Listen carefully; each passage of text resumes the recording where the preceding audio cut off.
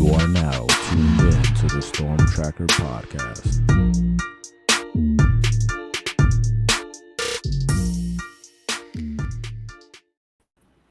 Welcome back, Canes family, to the Storm Tracker podcast. I'm Marcus Benjamin, representing for CanesCounty.com, part of the Rivals.com network. Make sure you subscribe to this podcast on all platforms and also subscribe to this YouTube channel live from Canes County. Also, most importantly, subscribe to the website, CanesCounty.com, for free. Use the promo code Miami30. This is the edition where we call Scouting the Opponent, where we kind of talk about Miami's upcoming football opponent and really just kind of learn about who the Hurricanes are playing this week. And I have joining me today, Kelly Quinlan from Bulls Insider, also part of the Rivals.com network, to talk Miami versus USF. Thanks for joining me today, Kelly. Happy to be on, Marcus.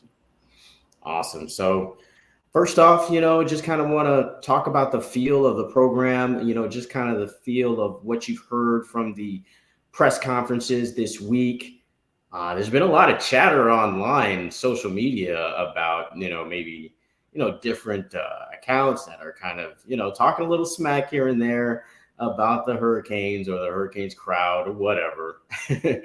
But yeah, what's the sense of the program just kind of going into this game? I know it's being built up as a big one for the Bulls. Yeah, I think they feel like so they played Alabama, to one score for 54 minutes or whatever it was in that game.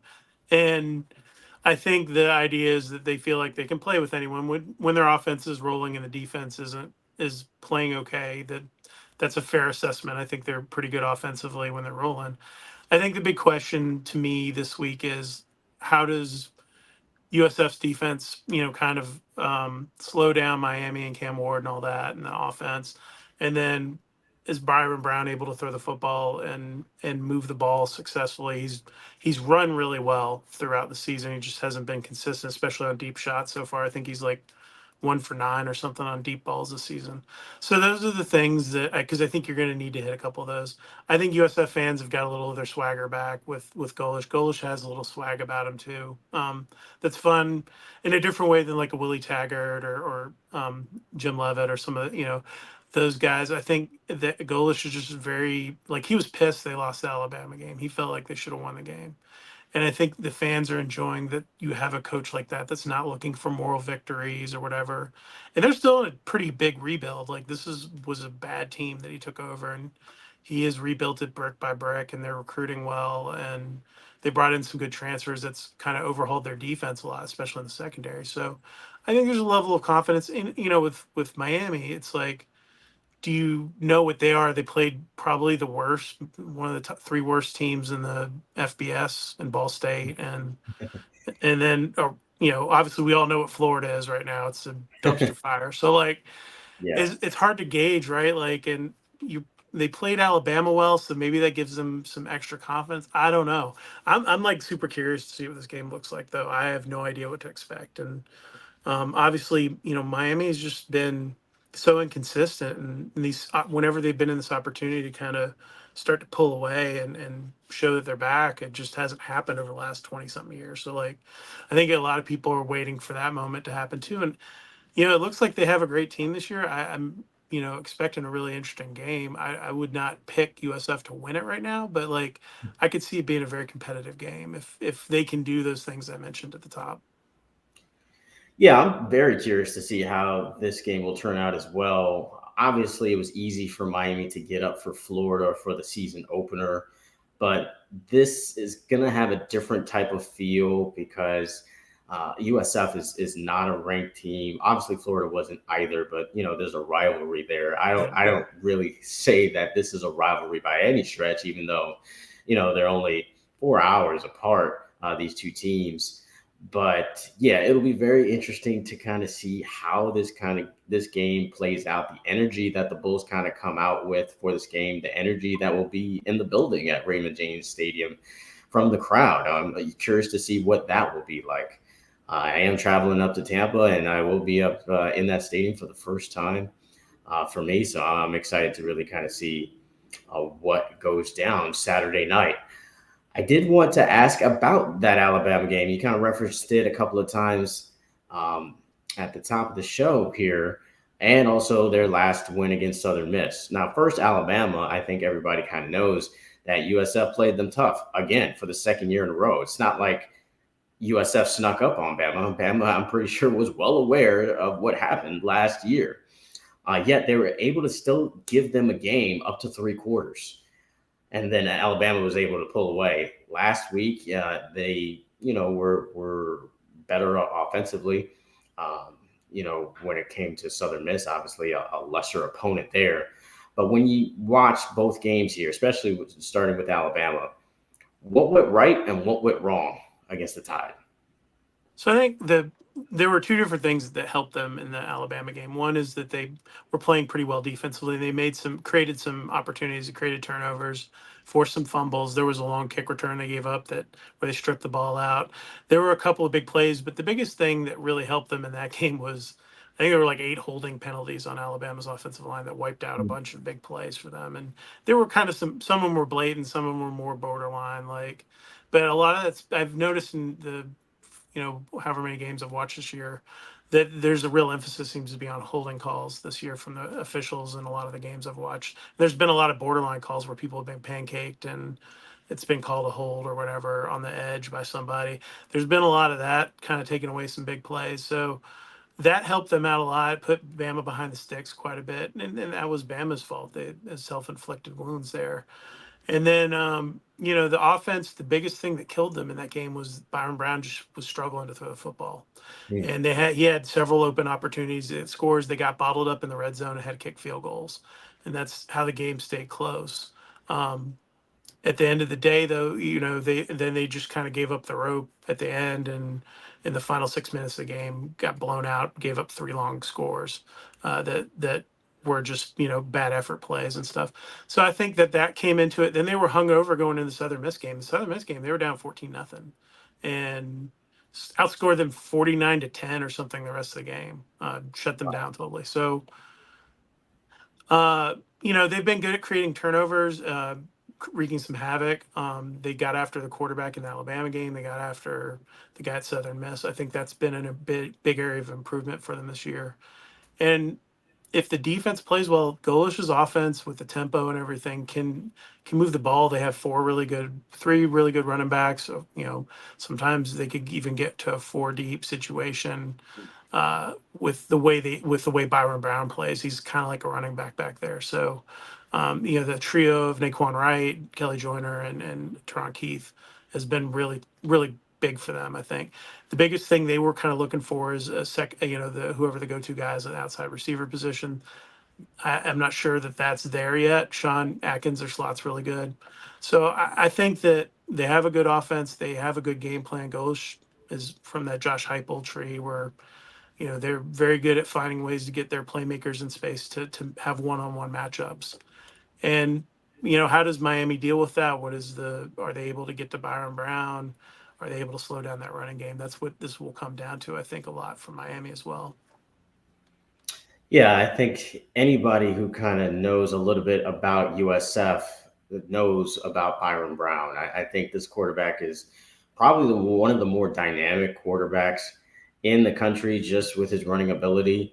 But you mentioned that he needs to improve himself when it comes to passing the football. So when you kind of watched him from last year and then also this year, what truly kind of, I guess, makes him dangerous, and what would you pinpoint are his biggest struggles? So I think he's willing to take what the defense is giving him. He's one of those quarterbacks. If it's not there, he's looking at the window quickly. He's going to just take off and run. And he's not scared to run through people. He sometimes probably takes some hits he shouldn't take. Doesn't necessarily get down when he should, but he's not afraid to just improvise and try to make a play there.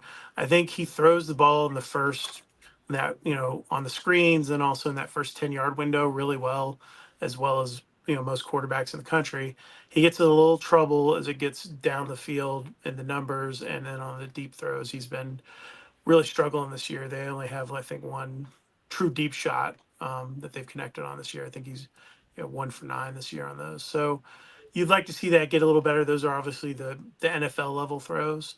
And people forget too, he's still a young guy who's coming in, and he's just really gifted as an athlete. And it was a guy that was overlooked as a recruit by a lot of people at a school in North Carolina that had a lot of talented players. People just kind of thought he was a system guy, and that was what it was. And I think that he has taken a lot of that to heart to be the leader of the team, the heart and soul of them. And so I think he brings a lot of kind of X factors to it too. He has that kind of that willingness to win, and that's something you need to see from quarterbacks. And I think that that's what can make a guy special. If the team believes in him, they can rally behind him, and Byron Brown definitely has that.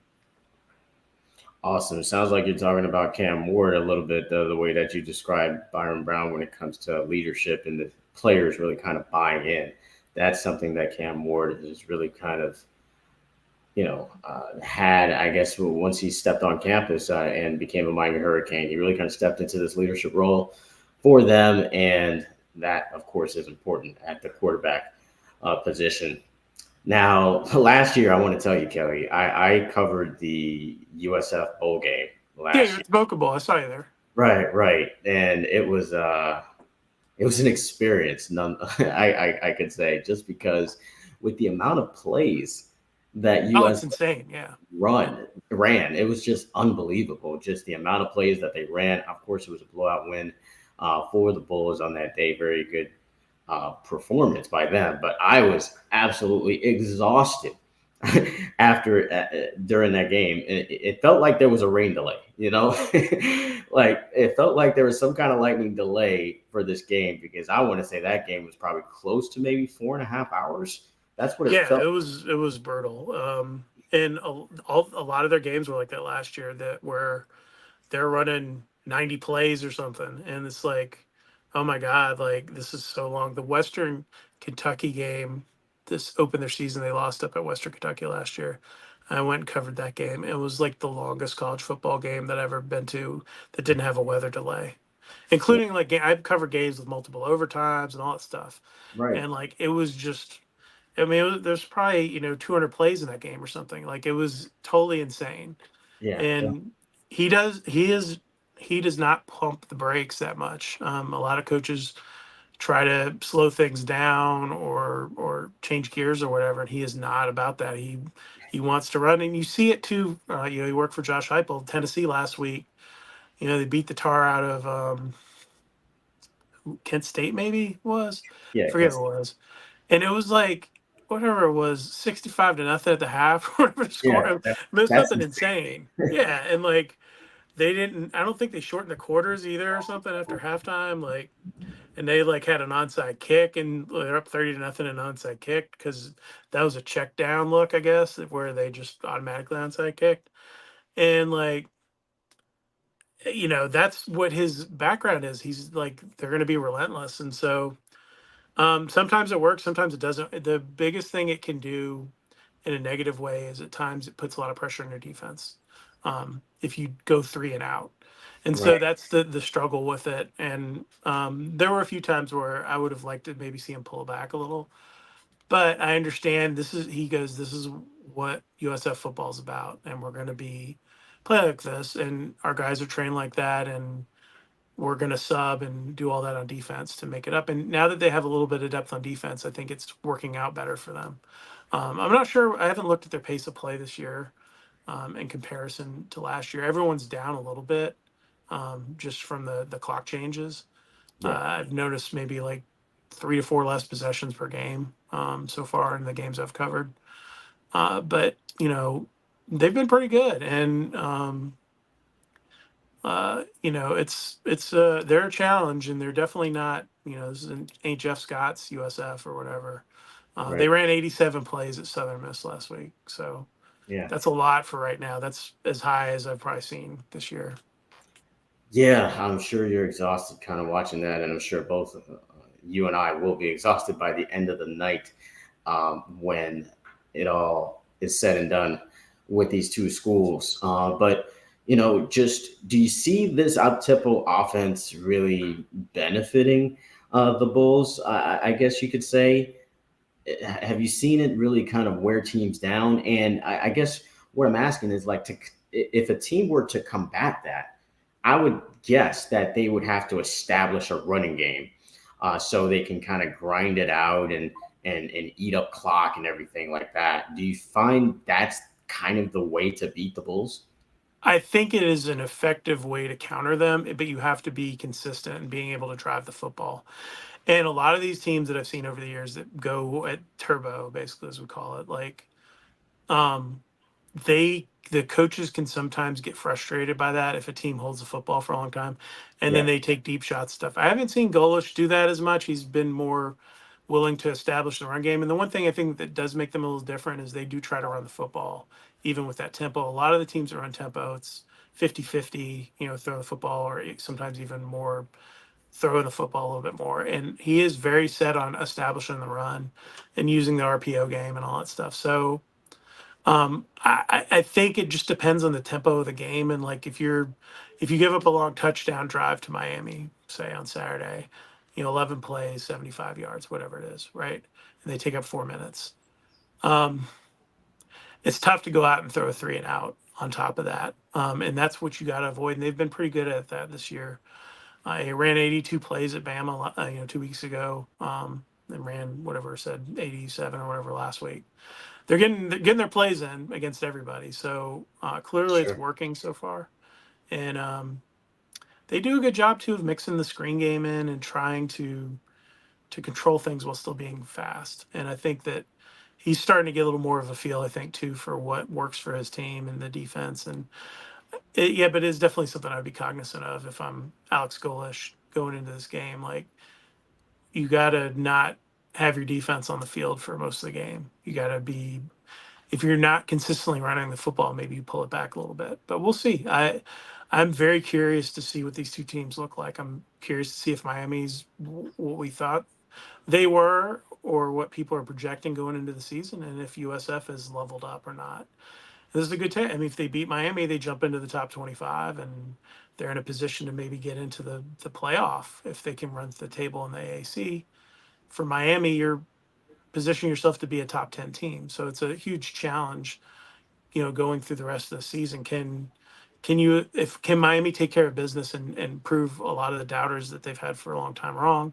Yeah. And for USF, can they establish themselves as a power G5 team right now? And that's what's on the table to me when I watch this game. And if it's a close game, I think that's good for USF. I won't speak for Alex Golish. Alex Golish doesn't want moral victories, but I think this is a game where on paper you're overmatched. So whatever you do in the positive, I think is good momentum building into league play.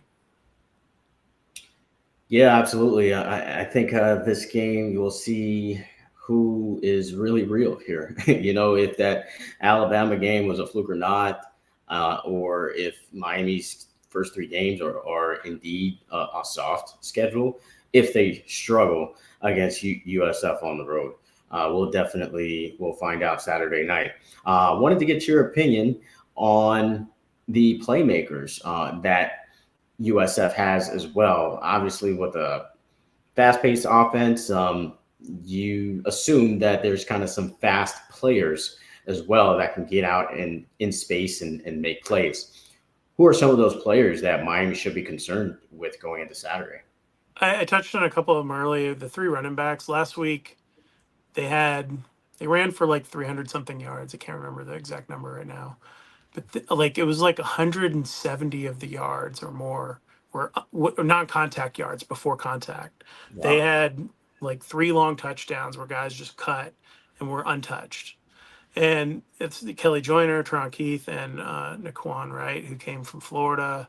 Yeah, Keith came Quan Wright from is a South Florida alum for sure. yeah, and then Teron Keith came from Bowling Green this past off season, and Joyner was a guy that naturally they inherited at USF. Those three guys are really talented, dynamic in that game. Sean Atkins, their veteran slot guy, is steady Eddie out there. He's not going to thrill you with his speed or whatever, but he just catches the ball, makes plays.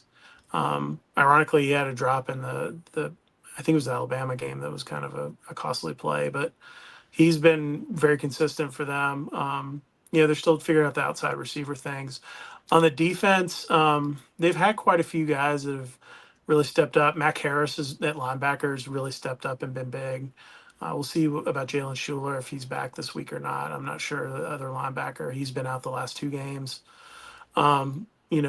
They've had some nice play from their defensive linemen getting in there. DJ Harris is a guy's come off the bench a lot and made plays for them. Dacarius Hawthorne.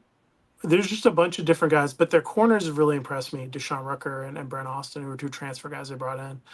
And they've been very good in coverage and just being put on an island at times and making plays and being confident back there. And I think that's a big difference for them. They really struggled in the secondary, and that was where they got torched last year. And they went out and made moves to fix that. And they have some really talented guys in that group that I think are going to be, able to match up hopefully for USF's end with some of Miami's receivers, because Miami has some really good skilled players. And I think that's what it'll come down to on that defensive side. Can those corners cover the Miami receivers? Can they cover the slot guy? And then can they make Cam Ward a little more, have to really work for it? So that'll be what, matters. They got to be able to get to Cam to affect him as well, and get some pressure on him. And that's where the game gets interesting. They've been really good at it in the first 3 games. We'll see if they can continue that trend this week with a pretty talented team. But, the other thing I point to with the Alabama game is Alabama had shifted their entire O-line because of some injuries. So what do you glean from that? Is that something that factors into why they had more success in that game too? So all different things to look at, but I think it's going to be exciting to see which version of this team shows up on Saturday. And I don't know if you know this, but they opened up our deck in the stadium for like the first time in forever for this game, so it should be a really big crowd at Ray J, and a nice environment for a college football game, which is exciting for both these teams. I think it sucks to go, even if you're a road team, to go to. You've probably been to Duke, to go to like Duke on the road, right? Like, and no offense to Duke, I'm originally from Durham. My mom worked at Duke University, so it's not a shot against them, but it's like it's a tiny stadium. It's a tiny stadium with a very small crowd most of the time. They'll have 5,000 people, and obviously Miami's had their issues drawn when the seasons go sideways and stuff, and so they know what it's like to. And USF's played in a lot of games where there hasn't been a great crowd at home, so it's encouraging to see people getting excited. There'll be a huge amount of students at this game. So it's an opportunity for them to show up. And I'm curious how many people Miami brings. Miami is one of the better traveling ACC teams. So what's that crowd look like? Because there's tons of Canes fans all across South Florida that can. This might be an easier game for if you're in Sarasota. It's an easier game for you to go to than to drive to Miami Gardens or whatever. Yeah, absolutely. I'm really excited to see that. That's very good tidbit of opening up the deck for the fans over there. I'm sure they'll be juiced up for this one, especially it being a 7:00 start. When it's all said and done, though, Kelly, at the end of the night, which I'm sure will probably end maybe close to midnight, what do you think you'll see on that final scoreboard? Before you do that, I just want to say Miami is a 16-point favorite, road favorite in this game. Usually when that happens, as of late, Miami usually does not cover in those situations, but this is a different team, obviously, with a different quarterback and a different staff. And I think, quite frankly, just a different mentality and culture overall you're kind of feeling from this team. They consistently are communicating this 1-0 mentality, and it really seems to have bought in with the players. So of course, I don't think they're really looking at the spread or anything. I think they're just concentrating on what they need to concentrate on to beat South Florida and to move on to 4-0 and continue that momentum going into ACC play the following week against Virginia Tech. But yeah, if you had to predict the final for this game, what would it be? I would say my gut feeling. I wrote this down while you were talking, just to like my gut reaction, because I hadn't thought about it yet. Is I think USF covers. The number in my head is Miami 38, USF 27. Okay. I think it's a close game for 3 quarters, and I think it will be closer than the spread. Obviously, if it's 16 and a half or whatever it is, then that's more like 19 on the road, like for a road team. So I think USF's a little bit better than people give them credit for, and I think Miami right now looks like a really good team. And I think there's probably a little more doubt on them just because of the struggles over the years, Right. than if and Florida being bad. So, and there's a lot of these teams right now in the ACC too, and you look around like you don't know kind of what they are. Louisville's another one like that hasn't really played anyone yet. So like I think everyone's curious to see who's really good and who's not, and um, I think it'll be a game though. I'm not expecting a blowout either way. I don't. I would be surprised if USF won, but it wouldn't be the most surprising thing that's happened this season in college football for sure. So it's been a weird year too. That's the other thing, and that's the one thing I tell fans every week, man. There's a lot of parity now in the game, and so like anybody, short of just being overmatched, like a Ball State, like most of these games are pretty close Yeah. week to week. So and there's usually a point where someone pulls away. For USF at Alabama, it happened with 6 minutes left in the game. But in other games, it might happen at halftime or whatever. There's a lot of these games that have been close through the first half, and then things shift after everyone makes their adjustments. So we'll see what happens. I'm like super curious about it though. But it seems like Miami's got a little bit of their swag back. USF has their swag back a little bit. So that's good to see, man, for both programs. I think it's an exciting time if you're a fan of either program to watch how what these coaches are doing with fun quarterbacks that are good leaders of their program. So I expect a good game on Saturday. I agree with you. I expect this to be a closer than experts think type of game because the 16 points, I think it's going to be right around there, to be honest. As far as the margin of victory, I do think Miami's going to pull away in this game late. It could be very similar to that Alabama game where it was a close game throughout 3 quarters, and then fourth quarter is finally when we'll see Miami turn it on. I'm curious to see how Miami handles adversity, because to be honest, they didn't really go through much adversity in the swamp at Florida, where you would think there would be some adversity there. I mean, aside from that long touchdown run that they gave up, which made it somewhat of a close game, they didn't really face any adversity this season, and they haven't trailed, yet. So it's like you just kind of want to see how they handle adversity, how they handle the crowd going crazy on third downs, when the game is close or tight in the second half, which I kind of expect it to be because South Florida's got a formula to kind of beat a big name team.